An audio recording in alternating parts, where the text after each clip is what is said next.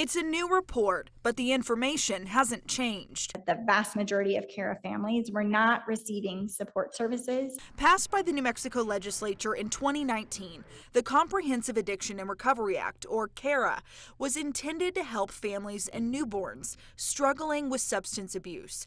But a Legislative Finance Committee presentation to the Courts, Correction, and Justice Committee reveals most families aren't getting any help. Marilyn Beck of advocacy group New Mexico Child First Network says 5 years in, it's simply unacceptable. It was frustrating to hear, once again, the same issues we've been identifying for 5.5 years. Here's how it works.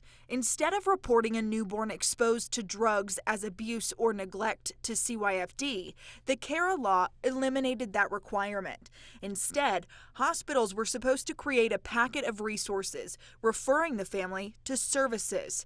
Mom and baby would leave the hospital together. But as you can see, with so many gaps and handoffs involved, over the years, many families just fall off the agency's radar. The LFC report shows half of them are not even referred to substance abuse treatment, and there's little done to check back in on those babies. In fact, we really only hear about them when their parents are arrested and children are seriously injured or dead from an overdose.